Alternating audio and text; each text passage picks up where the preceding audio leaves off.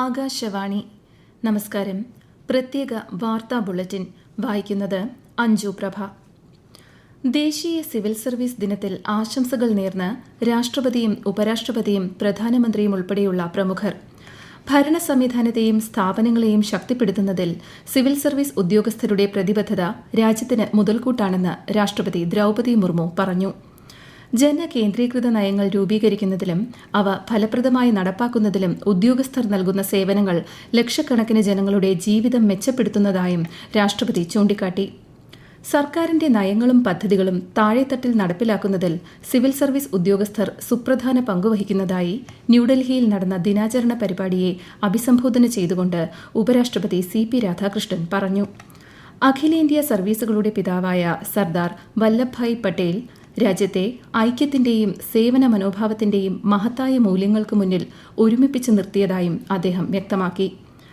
സദ്ഭരണത്തിനും രാഷ്ട്രനിർമ്മാണത്തിനുമുള്ള പ്രതിബദ്ധത ശക്തിപ്പെടുത്താനുള്ള സമയമാണിതെന്ന് പ്രധാനമന്ത്രി നരേന്ദ്രമോദി ആശംസാ സന്ദേശത്തിൽ പറഞ്ഞു.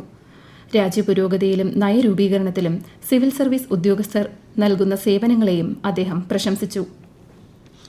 തമിഴ്നാട്ടിലും പശ്ചിമബംഗാളിൽ ഒന്നാംഘട്ട തെരഞ്ഞെടുപ്പ് നടക്കുന്ന 152 മണ്ഡലങ്ങളിലും പരസ്യപ്രചാരണം ഇന്ന് അവസാനിക്കും.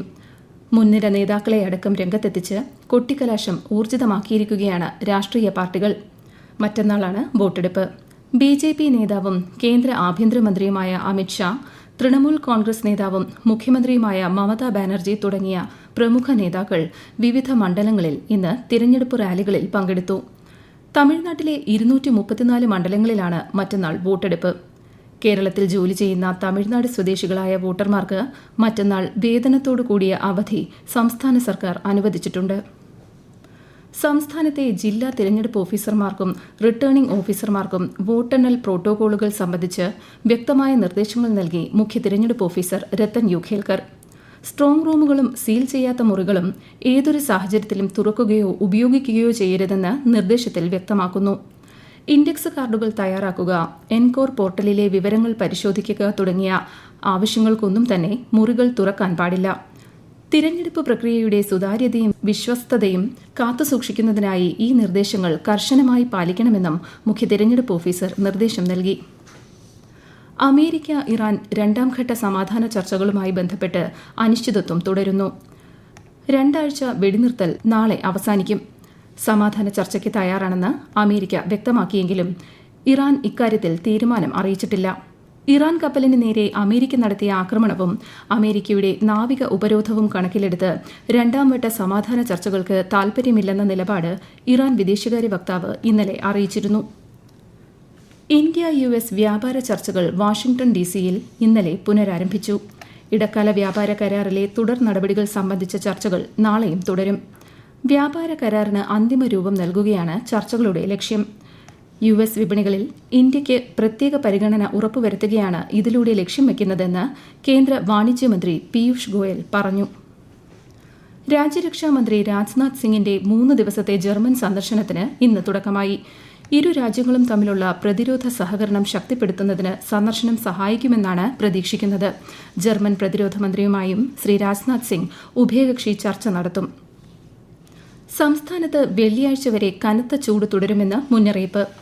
3 മുതൽ 4 ഡിഗ്രി സെൽഷ്യസ് വരെ താപനില ഉയരുമെന്നാണ് കേന്ദ്ര കാലാവസ്ഥാ വകുപ്പ് വ്യക്തമാക്കിയത്. പാലക്കാട് 40 ഡിഗ്രി സെൽഷ്യസ് വരെയും, കൊല്ലം ജില്ലയിൽ 39 ഡിഗ്രി സെൽഷ്യസ് വരെയും, കോട്ടയം ജില്ലയിൽ 38 ഡിഗ്രി സെൽഷ്യസ് വരെയും താപനില ഉയരാൻ സാധ്യതയുണ്ട്.